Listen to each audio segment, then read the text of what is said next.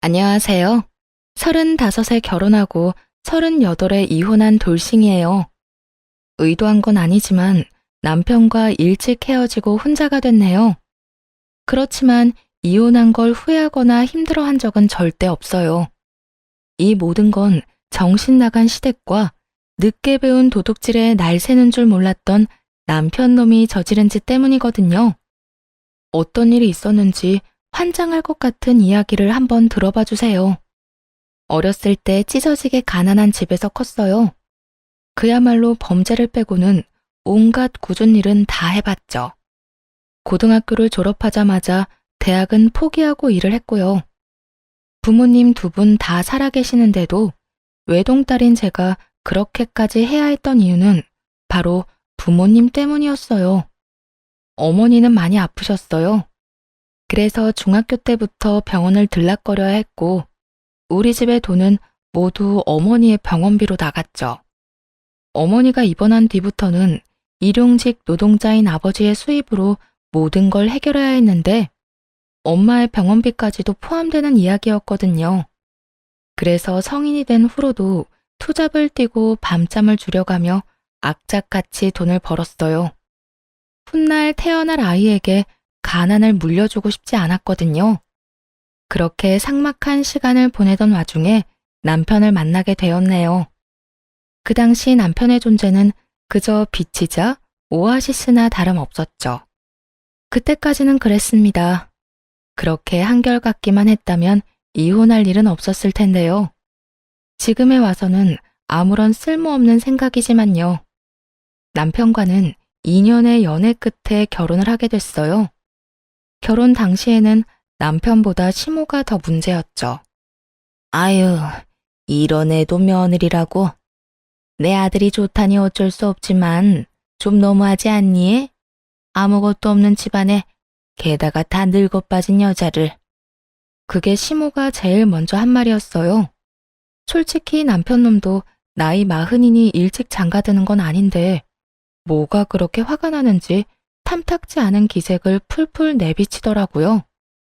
아니, 자기 아들도 노총각이면서 남편보다 5살이나 어렸던 저한테 할 말은 아니지 않나요?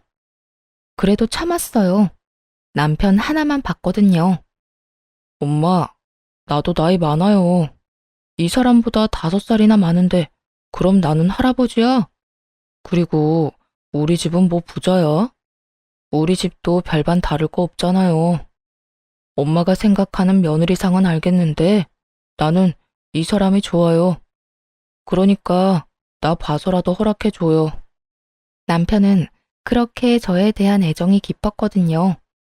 투잡을 뛰며 힘겹게 사는 걸 알고 있었고 그런 것을 보면서 항상 도와주고 싶다고 했던 사람이었으니까요.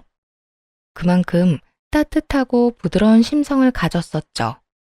그런 남편이 있었기에 시모에게 이런 대우를 받으면서도 버틸 수 있었어요. 그 사랑이 천년만년 갈 거 아니란 걸 알았으면 그때 깽판이라도 쳐서 다 뒤집어 엎고 나왔을 텐데요. 사람이 변하는 건 진짜 한순간이라는 걸 그땐 몰랐네요. 그런 남편의 말에 시모는 결혼을 허락해줬죠. 하지만 남편이 없는 곳에서는 여전히 궁시렁대며 괴롭히기 일쑤였어요. 시키지 않아도 될 것까지 시키며 잠시도 가만두지 않았거든요. 하루는 시댁의 냉장고 청소를 시키더라고요. 안에 있는 물건을 다 꺼내 아이스박스에 옮겨놓고 냉장고 본체와 안쪽 선반들을 모두 씻은 다음 내놓은 물건들을 제자리에 다 돌려놨죠. 그런데 시모가 청소한 걸 보더니 혀를 차며 이러는 거예요. 내가 어이가 없어서 어떻게 넌 데려와도 이런 애를 데려와? 엄마 화병으로 병원 실려가는 거 보고 싶은 거야? 아니, 평균은 돼야지 평균은. 안 먹는 반찬이나 재료는 다 버려야 될 거 아니야?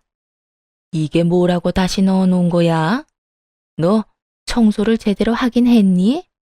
그 이야기를 듣는데 진짜 열불이 터지더라고요. 어떤 게 버려야 되는 건지 몰라서요. 어머님한테 여쭤보려고 했는데 나가셨더라고요. 그래서 안쪽만 청소 겸 소독하고 다시 다 돌려놓은 거예요. 드실 거 안 드실 거 미리 구별해 주셨으면 제가 정리했겠죠. 시어머니 말에 두 눈 새파랗게 뜨고 대꾸하는 거 봐라. 너희 엄마가 그렇게 가르쳤어? 어른한테 말대꾸나 하라고? 아니, 아무것도 없이 시집 왔으면 일이라도 잘해야 할 거 아니야. 냉장고 정리도 제대로 못하는 애가 무슨 됐어. 제가 잘못했다고 생각하지 않았기에 시모가 하는 말도 한 귀로 듣고 흘려 넘겼죠. 알아서 정리했다고 해도 시모는 뭐라도 꼬투리 잡을 인간이었거든요.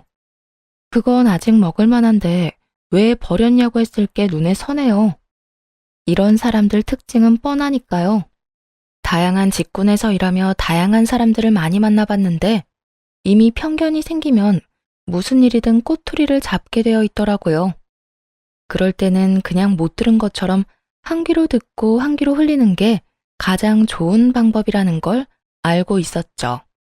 그 뒤에도 시모는 온갖 방법으로 괴롭히더라고요.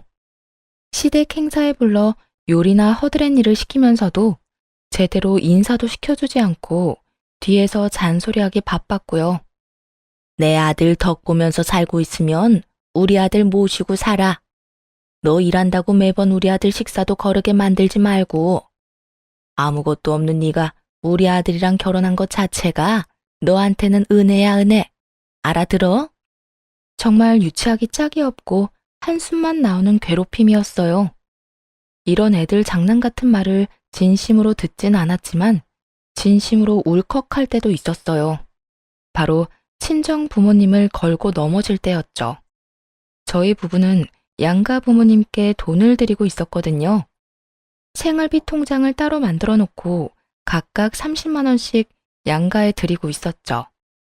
더 많이 드리고 싶었지만 저희 능력으로는 그 정도가 적당했기에 그렇게 드리고 있었는데 시모가 그 용돈의 액수에 딴지를 걸고 넘어지더군요. 용돈의 액수가 너무 적은 거 아니냐? 내 친구들은 못해도 50만 원씩은 받는다는데 꼴랑 30만 원이 뭐야? 이걸 누구 코에 붙여? 네가 나한테 억하 감정이 있어서 돈 줄인 거 아니야? 어머님, 용돈은 남편이랑 상의해서 생활비에서 드리는 거예요. 양가에 각각 30만 원씩 드리고 있어서 더 늘릴 수가 없어요. 남편한테 물어보면 정확하게 말해줄 거예요. 지금 당장 전화해서 물어보세요. 나중에 저한테 말 맞췄다 어쨌다 하지 마시고요. 솔직히 마지막 말은 안 해도 되는데 노파심의 한 말이었어요. 이런 비슷한 상황을 몇 번 봤거든요. 이런 경우 나중에 물어보고는 말을 맞춘 게 아니냐며 억울하게 몰고 가는 사람들이 꼭 있더라고요. 그래서 그런 일은 미연에 차단하고자 선수 친 거죠. 애초에 지금 확인하면 그럴 일은 없잖아요. 그런데 시모가 쌍심지를 켜며 노려보더군요. 그런데 웃기네. 너희 친정에서는 너 결혼할 때 아무것도 해준 게 없는데 왜 염치 없이 용돈까지 받아가? 너희 생활비에서 주는 거라며. 그럼 그 돈도 아껴야지. 정말 어이가 없었어요. 이딴 말을 들을 줄은 상상도 못했거든요. 열받아서 시모에게 한마디 했죠. 어머님, 친정에서 아무것도 해준 거 없어도 전세금 절반 제 돈으로 벌어서 시집 왔어요. 나머지 남편이 부담할 전세금 절반을 어머님이 도와주셨다고 해서 저희 부모님도 똑같이 도와줘야 할 의무도 없고요. 따지고 보면 둘 다 반반 해온 건데 뭐가 그렇게 불만이세요? 그러실 거면 어머님 아들이 여태 돈 못 모아놓은 걸 탓하셔야죠. 그렇게 말하자 시모 얼굴이 벌겋게 물들더니 소리를 지르더군요. 너 지금 나한테 대드는 거니? 어디서 아래 것이 우도른한테 큰 소리 치고 난리야? 이래서 못 배워 처먹은 것들은 안 돼. 인간이 안 돼서 못 쓰는 거지 대학도 못 나와놓고. 대학 못 나온 건 어머님도 마찬가지인데 아닌가요? 최종 학력은 제가 어머님보다 더 높거든요. 그렇게 본인 얼굴에 침 뱉고 싶으시면 열심히 뱉으세요. 본인 얼굴에 똥칠 열심히 하시라고요. 결국 열받아서 하고 싶은 말들을 전부 내뱉고는 화가 난 시모를 놔두고 집으로 돌아왔어요. 시모에게 이 소식을 전해들은 남편은 제 눈치를 보더군요. 어머님한테 이야기 들었지? 우리 부모님한테 용돈은 왜 주냐던데? 당신도 그렇게 생각해? 아니, 내가 왜 그런 식으로 생각하겠어. 난 절대로 그런 생각 안 해. 엄마가 좀 너무하셨지. 나 이런 이야기 듣고 가만히 못 있어. 일단 양가 부모님한테 드리는 돈 다 끊자. 어차피 양가에서 우리한테 안 해준 건 맞잖아. 당신 사비로 주고 싶으면 줘도 돼. 근데 난 안 줄 거야. 알았어. 당분간은 당신 하자는 대로 할게. 제 아내 남편은 알겠다고 하더라고요. 그렇게 양가 부모님에게 주는 용돈은 끊었어요. 다만 저는 사비로 친정에 용돈을 드리고 있었죠. 남편이 주는지 안 주는지는 몰랐는데 한 달이 지나서야 남편이 용돈을 안 주고 있었다는 걸 알게 됐어요. 시모에게 연락이 왔거든요. 너, 내가 너한테 아쉬운 소리 좀 했다고 용돈 안 주는 거야? 우리 아들이 벌어서 주는 건데 왜 네가 멋대로 그걸 끊어? 아무것도 안 해주고 용돈 받아가는 제 친정 부모님이 염치가 없다면서요. 그래서 어머님한테 드리는 용돈도 끊었어요. 솔직히 어머님, 아버님, 저희한테 딱히 해주신 거 없잖아요. 도리어 아버님 사고 칠 때마다 저희가 돈 더 내면 냈지. 언제 돈 한 푼 도와주신 적 있으세요? 뭐라고? 너 지금 시부모님 듣는데 욕하는 거야? 어떻게 그딴 식으로 말을 해? 너희 부모야말로 해준 거 없고 아무것도 없으면서 감히 누구한테? 우리 부모님 해준 건 없지만 용돈 외에 받아가신 돈도 전혀 없으시거든요. 그런데 아버님은 어떠셨어요? 매번 사고 쳐서 돈 물어내야 할 때 남편이 가서 뒷수습했잖아요. 그게 남편 돈으로 다 해결됐다고 보세요. 돈 모자랄 때마다 저한테 빌려달라고 한 게 얼마인지는 알고 그런 말 하세요? 그건 자식이라면 당연한 거지. 어느 자식이 아버지가 급하다는데 도움을 안 줘?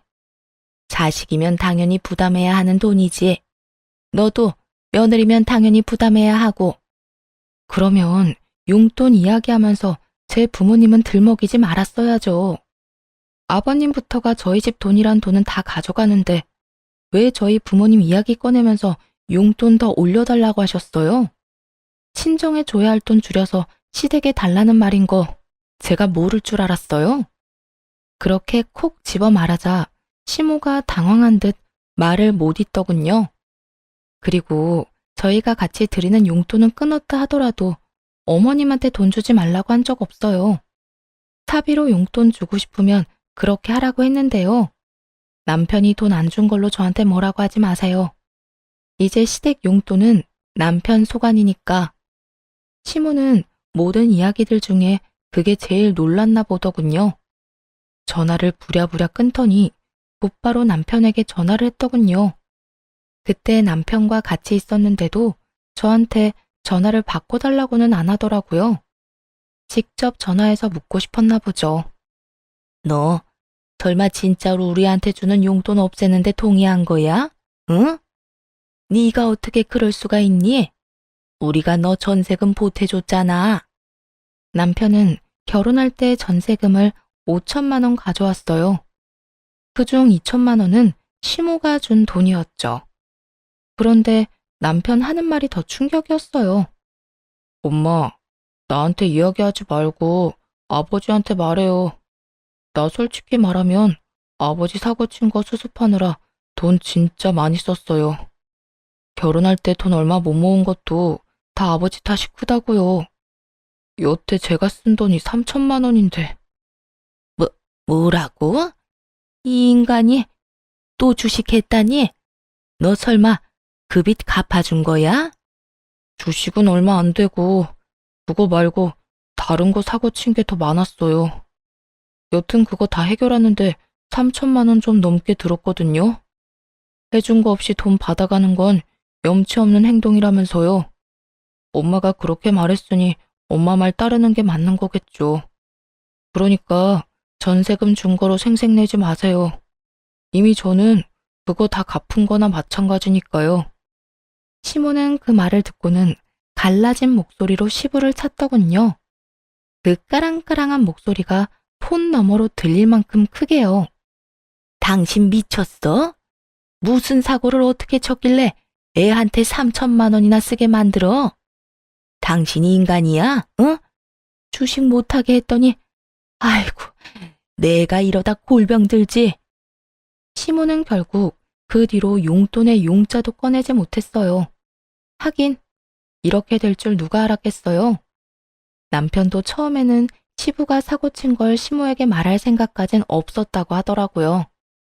시부가 젊은 시절에 집을 대출 끼고 사놓고는 그 뒤에 가지고 있던 돈을 모두 주식에 털어놓는 바람에 집까지 날아갈 뻔했었다고요.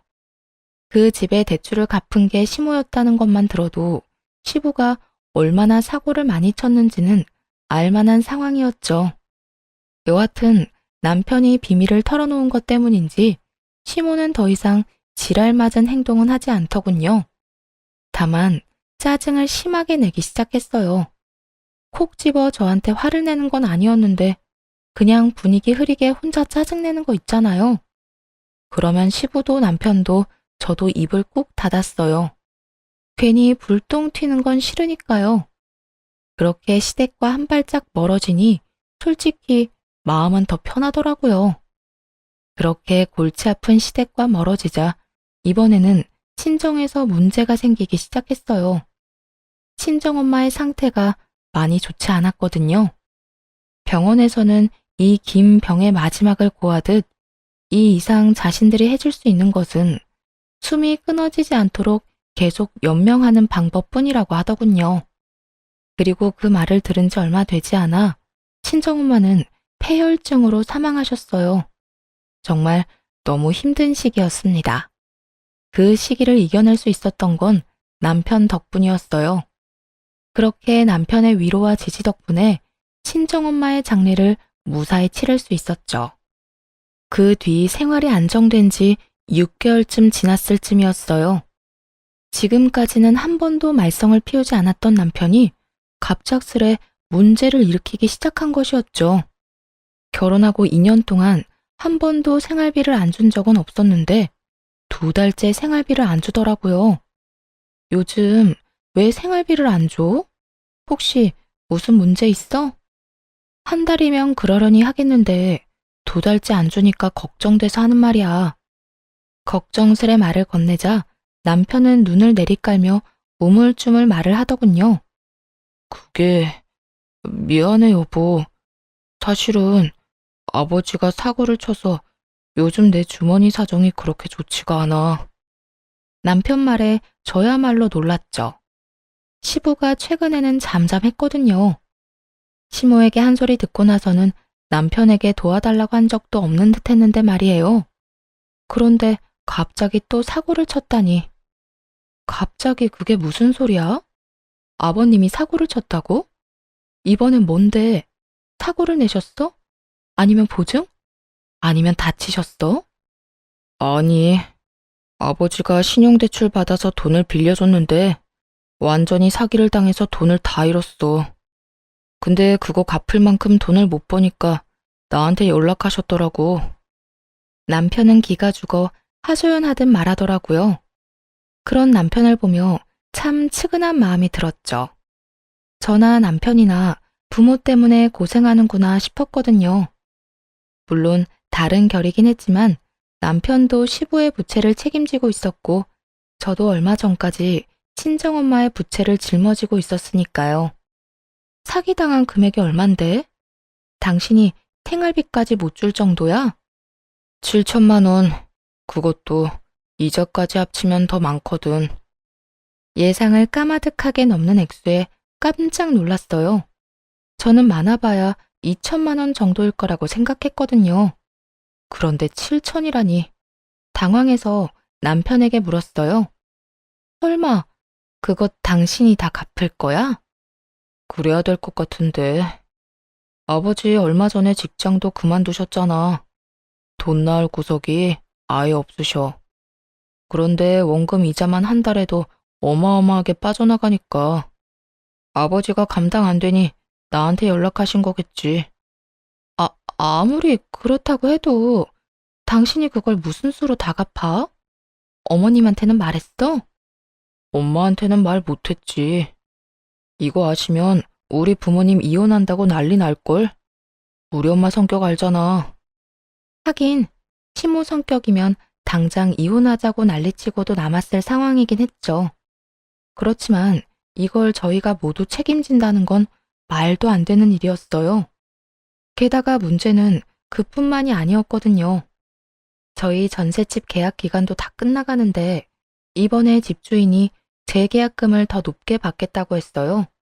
거의 3천만 원을 올려달라고 해서 그것 때문에 돈을 모으고 있었는데 이런 일까지 터지다니.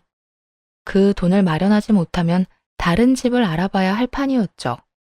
그런데 남편이 눈치를 보며 그러더군요.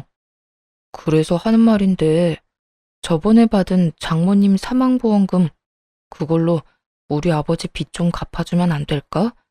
내가 차용증까지 쓸게. 이번 한 번만 도와줘. 응? 화가 났어요. 엄마가 돌아가신 지 1년도 안 지났는데 그 돈을 사고 친 시부를 위해 빌려달라고 말하는 남편이 야속했죠. 그 돈이 어떤 돈인지 알면서 엄마가 사망보험금을 넉넉히 들어놓긴 했지만 장례 비용과 밀린 병원비와 빚을 갚느라 거의 절반을 써야 했거든요. 1억 5천 정도 나왔는데 나머지 남은 돈이 딱 7천만 원 정도였어요. 말도 안 되는 소리 하지 마. 그 돈은 안 돼. 우리 아버지도 이제 좀 편하게 사셔야지. 아버지가 절반을 주신다곤 했지만 그 돈은 보관해달라고 했었어요. 매달 조금씩 빼서 쓰시라고요. 아버지 노후 자금이라고 말씀드렸죠. 여보, 내가 안 갚을 거 아니야. 다 갚을 거라니까. 내 돈도 아니야. 아버지 돈이고. 남편은 막무가내로 우기며 부탁하더군요. 남편이 부채를 떠안으면 같이 힘들 거라는 생각이 들기 시작하니 어쩔 수 없이 빌려줘야겠다는 생각이 들었어요. 아버지야 노령연금도 있고 제가 드리는 용돈도 있을 테니 당분간은 어떻게든 되겠지 하고요. 그래도 그냥 돈을 무턱대고 빌려줄 수 없어서 남편에게 말했어요. 그러면 담보가 될 만한 거라도 가져와. 그리고 사용증도 써야 해. 빌려주는 사람은 우리 아버지, 빌려가는 사람은 당신 아버지. 만약 한 달이라도 돈을 안 갚으면 그 집을 담보로 돈 갚아야 하고 계약 내용 이렇게라도 괜찮으면 빌려줄게. 당연히 되지. 그럼 아버지 불러올게. 남편은 그제야 활짝 핀 얼굴로 시부에게 전화를 하더군요. 결국 그렇게 친정아버지에게 부탁해서 시부에게 돈을 빌려주기로 했어요. 7천만 원을 빌려주고 매달 100만 원씩 받기로 했죠. 한 달이라도 밀리거나 거래 내용에 거짓이 있을 경우에는 시부 명의 집을 담보로 돈을 일시에 돌려받겠다는 내용이었죠. 변호사 사무실에서 공증까지 받아 작성한 차용증이었어요. 혹시나 하는 상황이 생길까봐 법적인 용도로 사용할 수 있도록 철저하게 준비했죠. 가족 간에도 돈 문제는 예민하니까요. 시부는 차용증 작성하는 날 저와 친정아버지에게 고맙다며 연신 고개를 숙였고 남편도 고맙다고 인사를 몇 번이나 했어요. 그렇게 시부는 달마다 100만 원을 갚는 것으로 됐어요. 상황은 그렇게 정리되는 듯 보였죠. 한 통의 전화를 받기 전까지 말이에요. 남편에게 돈을 빌려주고 5달쯤 지났을 때 남편 친구 와이프에게 연락이 왔어요. 원래는 모르는 전화번호는 받지 않는데 하루에 몇 통이나 전화가 와 있으니 이상하다 싶어 5통째 전화가 왔을 때 받았던 거였죠. 여보세요? 혹시 김정근 씨 와이프 되세요? 네, 제가 김정근 씨 배우자인데 누구세요? 김정근 씨 친구 아니에요. 제가 누군지는 아마 그쪽 남편이 잘 알 거고요. 그쪽 남편이 제 전화랑 제 남편 전화까지 의도적으로 피해서 아내분께 전화한 거예요. 남편 친구 와이프가 저에게 전화할 일이 뭐가 있을까 싶었어요. 그런데 뾰족한 목소리에서 무척 화가 난 것이 느껴졌죠. 게다가 남편이 이 부부의 전화를 피했다고 하니 약간 놀랐고요. 누구에게 문제가 있는 상황인지 몰랐으니 더 조심스러워져 물었죠. 저희 남편이 연락을 안 받았다고요? 그러면 남편한테 할 이야기가 있어서 저한테 전화하신 건가요? 네. 당신 남편한테 말 좀 전해달라고요. 그 미친놈이 남의 남편 꼬드겨서 재산 다 말아먹게 만들고는 아예 연락도 안 되잖아요. 이대로 우리 남편 돈 안 돌려주면 내일 당장이라도 신고할 테니까 그렇게 하려고 전해주세요. 갑작스런 여자의 말에 당황했죠. 남편이 자기 친구의 재산을 다 말아먹게 만들었다니 뭔가 오해가 있을 거다 싶어서 조심스레 물었어요. 저희 남편이 도대체 무슨 잘못을 했는데 그렇게 말하시는지 알 수 있을까요? 저는 지금 아무것도 알아듣지를 못하겠는데. 왜 몰라요? 당신도 한패인 거 아니에요? 우리 남편한테 주식하라고 꼬셔서 돈 가져가 놓고는 홀라당 말아먹었잖아요. 우리 남편이 귀가 얇아서 그랬다고는 해도 차라리 주식을 직접 넣었으면 내가 이런 말까진 안 해요. 근데 돈을 가져가서 다 날려먹고 잠적하면 어떡해요? 눈앞이 캄캄해지더군요. 순간 머릿속에는 남편이 한 번도 해보지 않은 주식을 어떻게 친구에게 권했을까 의문이 스쳤어요. 남편은 여태 주식을 한 적이 없었거든요. 시부가 남편 어릴 때 주식으로 크게 날려먹은 적이 있었는데 그 뒤로 시모가 주식을 절대 못하도록 막았다고 들었어요. 그래서인지 남편과 연애하는 동안에도 남편은 주식 이야기를 한 적이 한 번도 없었고요. 그런 남편이 갑자기 친구에게 주식을 소개하고 돈을 받아 직접 주식에 넣었다뇨? 그 여자가 무슨 말을 하든 말든 부랴부랴 전화를 끊었어요. 직접 눈으로 정말 확인해 봐야 한다고 생각했거든요. 그래서 남편 이름으로 된 카드를 몽땅 가져왔어요. 그리고 그 카드들의 이체 내역을 확인했죠. 카드론을 받은 체크카드가 2장 있었고 신용대출을 받은 카드도 하나 있더군요. 그리고 그 돈들은 모두 한 곳으로 흘러 들어갔더라고요. 바로 남편 명의의 주식 계좌였죠. 충격으로 온몸이 부들부들 떨렸어요. 설마 남편이 주식을 할 거라고는 상상도 못했고 그 주식 미천이 전부 대출한 거라고는 상상조차 못했거든요. 그 순간 시부가 사고를 치고 받아간 7천만 원이 생각나더군요. 설마 그 돈마저? 하는 생각이 들었어요. 친정아버지가 빌려준 7천만 원의 돈이 들어간 계좌를 정리하면서 알았네요. 오래전 만든 통장이라 이체 내역이 생각보다 많아서 고생했지만 증거를 잡을 수 있었죠. 7천만 원 중 6천만 원은 주식 계좌로 흘러 들어간 것을 말이에요. 그리고 나머지 1천만 원은 시부의 계좌로 이동한 것을 알아냈죠. 시부의 빚을 갚기는커녕 시부가 담보를 빌려주고 1,000만 원을 받은 것 같더군요. 아마 시부가 가지고 있다는 빚도 애초에 없었던 것일 수도 있겠다는 생각이 들었어요. 배신감에 남편이 돌아오기만을 기다렸어요. 그리고 그날 저녁 남편이 돌아오자 남편에게 따져 물었죠. 오늘 내가 무슨 전화 받은 줄 알아? 당신 친구 꼬드겨서 주식하라고 했다며? 친구 돈까지 가져가서 당신이 직접 넣어줬다며? 그게 다 사실이야? 다짜고짜 화를 내며 묻는데 남편 얼굴이 하얗게 질리기 시작하더군요. 도대체 어떻게 된 거야? 당신이 무슨 주식을 해? 그리고 나한테 빌려간 돈, 그거 아버님 사고 친 거 갚아준 거 아니지? 그거 당신 주식 계좌로 흘러간 거 내가 다 확인했어. 도대체 이게 다 무슨 일이냐고. 여보, 내가 다 설명할게. 설명할 수 있어. 주식은 그냥 장난으로 시작한 거였어. 호기심이었다고. 그렇게까지 될 줄은 몰랐지. 근데 진짜 잘할 자신 있어. 이번에 넣은 주식이 진짜 잘 될 주식이라니까. 미쳤어? 여윳돈으로 하는 게 주식이야. 당신처럼 여기저기서 돈 끌어다 하는 게 아니고.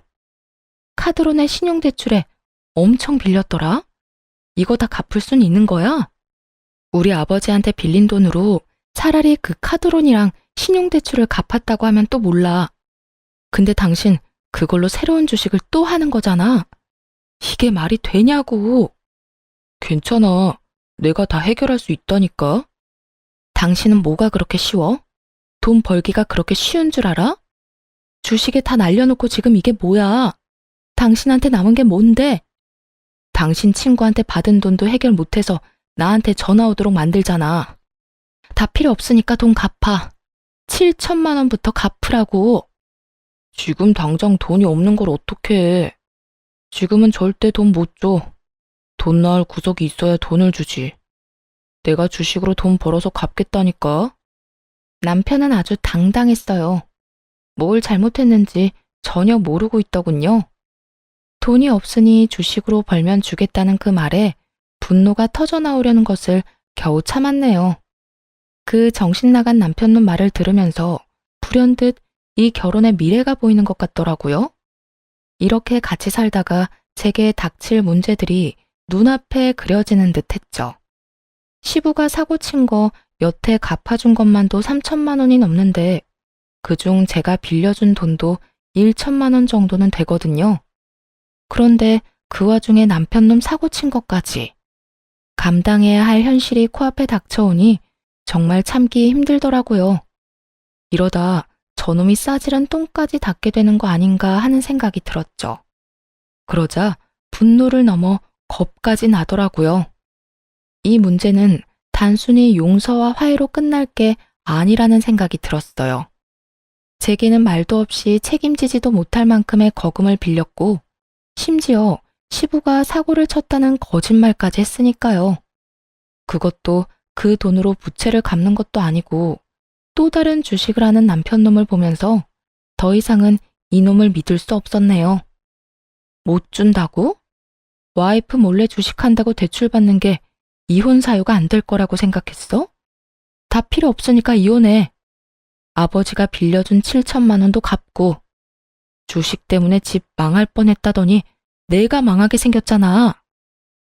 이혼? 갑자기 무슨 이혼이야. 주식했다고 이혼하는 부부가 어딨어? 그리고 7천만 원이 지금 당장 어디서 나서 너한테 돌려줘? 주식도 충분히 이혼 사유 되거든? 당신이 빌린 카드론이랑 신용대출만 벌써 5천이던데 그것도 나 몰래 빌렸잖아.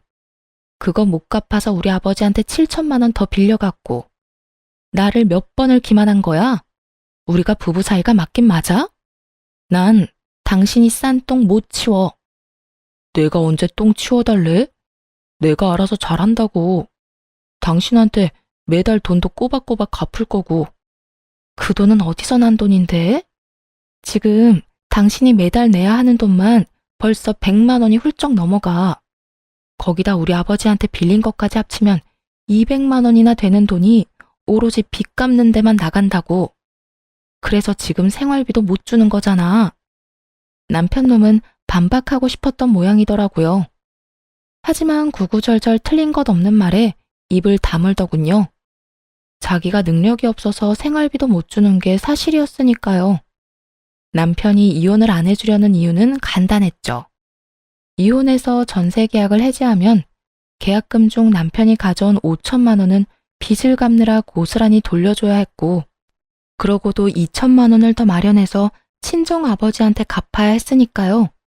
게다가 이전에 시부가 사고 칠 때 제가 도와준 1천만 원도 있었고요. 여보, 나 진짜 돈 없다니까.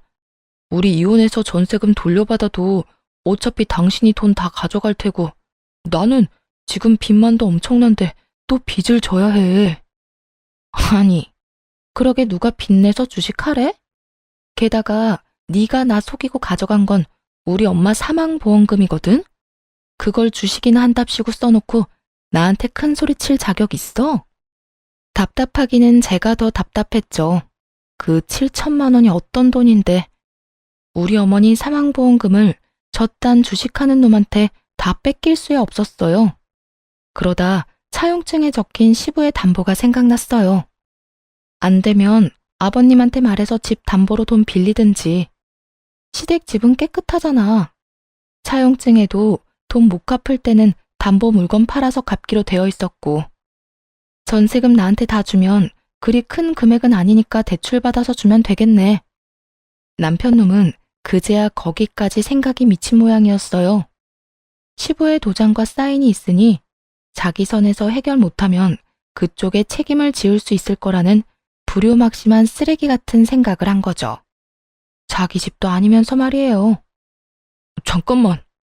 내가 가져온 전세금 5천만 원은 건드리지 마. 아버지한테 말해서 7천만 원 전부 받아낼 테니까. 그걸로 이혼할 때 돈 다 갚을 테니까 내 전세금은 나한테 줘. 잔머리 굴리는 소리가 여기까지 들려오더군요. 그런 남편 놈을 한심한 눈으로 쳐다봤어요. 이 와중에도 자기 몫의 돈은 보전하고 싶은 모양이더군요. 뭐든 당신 알아서 해. 7천만 원부터 갚아. 그거 안 가져오면 나 진짜 차용증으로 당신 아버지 집 경매 붙여서라도 돈 받아낼 거니까. 으름장 놓는 말에도 남편 놈은 열심히 자기 살 궁리를 하고 있더군요. 남편 놈과 함께 시댁에 가서 시부의 7천만 원 부채를 말하자 시모가 입에 거품을 물고 넘어갔어요. 이게 다 무슨 일이야? 무슨 돈을 7천만 원이나 빌렸어? 당신 미쳤어? 당신이 무슨 자격으로 이 집을 담보로 돈을 빌려? 솔직히 시부가 중간에 깽판이라도 칠 줄 알았는데 의외로 시부는 입 다물고 가만히 있기만 하더군요. 왜 내가 내 손으로 대출금 다 갚은 이 집을 이년한테 줘야 하는 건데? 이혼 이야기가 나오고 이쯤 되니 시모도 저한테 이년 저년 소리를 해가며 체면 차리지 않고 막말을 하더군요.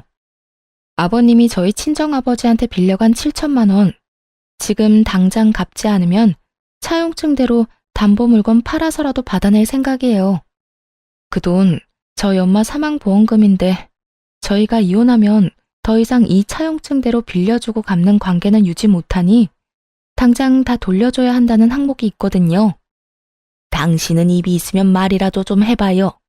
벙어리처럼 입만 다물고 있으면 일이 해결이라도 돼? 아니, 도대체 무슨 사기를 어떻게 당했길래 7천만 원이라는 빚을 졌어요? 시모의 발악에도 시부는 묵묵부답이었죠. 시부가 받은 돈은 1천만 원 뿐이었고 나머지는 자기 아들한테 흘러간 것을 시모는 전혀 모르고 있었어요. 시부는 받아먹은 돈이 있으니 아들 하는 대로 그저 따르기만 할 뿐이었는데 말이죠. 시모가 아무리 화내고 열불을 내도 결국 그 집에 목돈이라고는 없었으니 결국은 시댁집을 담보로 돈을 빌릴 수밖에 없었어요. 그런데 시모도 호락호락하지 않더군요. 그러면 나는 집 담보로 2천만 원 내줄 테니까 아들, 네가 전세금으로 가져갔던 5천만 원으로 나머지 돈 메워 넣어. 너도 자식이면 책임을 좀 져. 네 아버지 사고 친 거 한두 번 본 것도 아니면서 아버지 돈 없다는 이야기에 장인한테 쪼르르 달려가서 돈을 빌려와? 7천이나 되는 거금을? 시모는 교묘하게 남편에게도 잘못이 있다는 뜻으로 말했어요. 물론 시모가 모르는 사정이 있으니 그 돈은 모두 남편 놈 잘못으로 생긴 빚이 맞았지만요. 시모는 그걸 모르고도 남편에게 책임을 떠넘겼어요.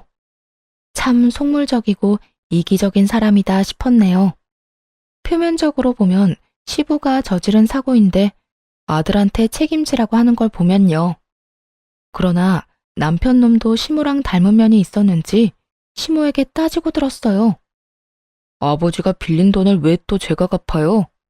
제가 아버지 사고 친 거 3천만 원 정도 제 돈으로 해결했다고 말하지 않았어요? 그것까지 다 받아낼까요?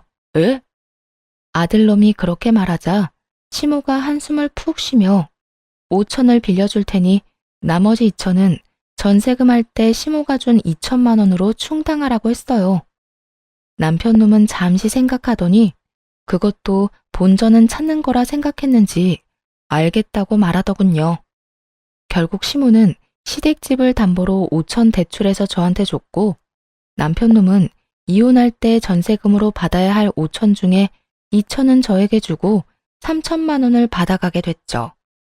하지만 남편 놈에게 남는 돈은 별반 없었어요. 이혼하면서 남편의 유책 사유로 인해 위자료 겸 500만 원을 줘야 했고, 그거 말고도 시부가 사고 쳤다며 빌려간 돈도 줘야 했거든요. 정말 천만다행이었어요.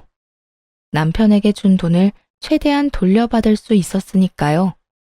전 남편은 결국 돈이 없어 시댁으로 돌아갔고, 저는 친정으로 돌아갔어요. 아버지에게 7천만 원을 다시 주고 받아서 나온 전세금은 저축했네요. 혹덩어리 하나 달고 있다가 떼어내니 어찌나 홀가분하던지. 그제야 근심 걱정을 잊을 수 있었네요. 저야 원래 돈 모으는 재미로 살았으니 혼자로 돌아온들 바뀌는 건 크게 없었어요. 그런데 시댁 사정은 좀 달랐나 보군요. 이혼하고 한 달쯤 지났을 때 전 시모에게 전화가 왔어요. 이제 이걸로 우리 사이의 돈 문제는 끝인 거야. 정산 제대로 다 됐지? 나중에 이건 안 받았네, 저것도 안 받았네. 그딴 이야기하면 가만 안 둬. 방귀 낀 놈이 섞는다더니 사고 친 사람은 따로 있는데 돈 빌려준 저한테 왜 난리예요? 그럴 거면 가족들 관리나 잘 하시던가. 너 말을 왜 그딴 식으로 하니? 아무리 이혼해서 남남이라지만 그렇게 사람 속 긁는 말 할래? 됐다. 너랑 더 이상 말 섞고 싶지도 않아. 앞으로 볼 일 없었으면 좋겠구나. 저야말로 볼 일 없었으면 좋겠네요. 아참, 마지막으로 선물 하나 드릴게요. 아줌마는 아줌마 남편이 사고 친 줄 알고 있잖아요. 근데 그거 아니거든요. 사실은 아줌마 아들이 사고 친 거예요. 그러고서 자기 아버지 명의로 돈 빌려갔고요. 뭐라고? 그게 무슨 소리야? 우리 남편이 그런 멍청한 짓을 왜 해줘? 자기 집을 담보로 왜 돈을 빌려주냐고. 너 우리 가족들 이간질 하려고 아무 말이나 하는 거 아니야? 아줌마 남편도 아들한테 받아간 게 있으니까 입 다물었겠죠. 근데 아드님이 본인 아버지를 아주 쏙 빼닮았던데요. 아주 주식하는데 전 재산을 탈탈 털어놓고도 모자라서 카드론에 신용대출에 장모 사망 보험금까지 빌려서 했더라고요. 그거 알고 있으시라고요. 그렇게 터뜨린 대형 폭탄에 시모가 순간 말을 잇지 못하고 정적이 흘렀어요. 여보세요? 그게 무슨 소리야? 내 아들이 주식이라니. 아니야, 절대 아니야. 우리 아들이 그럴 리 없어. 돈 없는 건 그것 때문이 아니라 남편 사고 친 것 때문이라고. 눈앞에 시모가 있었다면 기절 초풍하는 모습을 구경할 수도 있었을 텐데 그게 아쉬울 따름이었네요. 아줌마 아들이 그 집에 살면서 돈 한 푼이라도 줘요? 그거 낼 여력이 안 될 텐데요. 돈 다 털어놓고 영혼까지 갈아놓는 바람에 월급은 다 대출금으로 빠질 건데. 뭐 아줌마가 늙어서 고생해야지 어쩌겠어요. 그렇지 않아도 그 집 담보대출로 빌려간 돈 때문에 시모가 끙끙 앓다가 이 일 시작했다는 걸 얼마 전에 들었거든요. 돈 열심히 갚아서 빚 없애려는 시모에게 아들이 가진 부채를 터뜨려주니 시모가 아예 터져버렸어요. 이 정신 나간 놈, 이 망할 놈, 내가 그렇게나 손대지 말라고 했는데 그걸 왜 손을 대서 이 사달을 만들어? 시모는 혼자서 욕을 짓거리더니 말도 없이 전화를 뚝 끊더군요. 하긴 급하겠죠. 그 마음 이해 못할 것도 없었어요.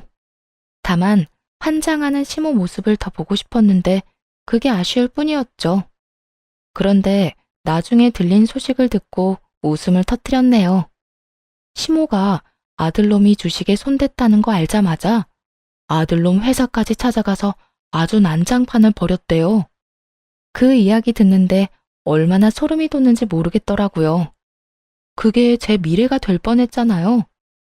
시모가 자기 아들 남편을 대신해서 빚을 갚으며 둘이 싼 똥 열심히 치우는 거 보니 순간 오싹하기까지 했죠.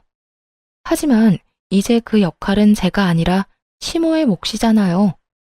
시모는 전 남편 수중에 있는 돈을 싹 다 압수했나 보더라고요. 아마 전 남편 놈도 어지간히 속이 타들어가긴 했을 거예요. 남은 돈도 압수당한 마당에 시모에게 잔소리 들어가며 매달 돈을 갚아야 했으니 얼마나 싫었겠어요. 강제로 돈 뺏기는 기분이었겠죠. 그렇다고 주식이 잘 되면 마음이 편했을 텐데 아무 준비도 지식도 없이 시작한 주식은 그냥 복권이나 도박과 다름없잖아요. 역시나 쪽박만 줄줄이 차니 속은 썩어가고 있었을 거예요. 그런데 그 와중에 시모가 아들놈과 남편을 용서하지 못하고 결국은 두 사람을 집에서 쫓아내버렸다고 하더군요. 짐까지 싹 다 빼서 쫓아냈대요. 그런데 시모가 자기 남편과 아들을 내쫓고 나서 두 사람도 가만히 있지 않았더라고요. 시부 집의 명의는 일단 시부 거잖아요. 그러니 시부가 전 남편과 짜고 시모 몰래 그 집으로 다시 대출을 받은 거죠. 기존에 있던 5천만 원 담보대출에 최대한 받을 수 있는 만큼 댕겨서 대출을 받으니 당연히 시모 혼자서 그걸 감당할 수 없었죠.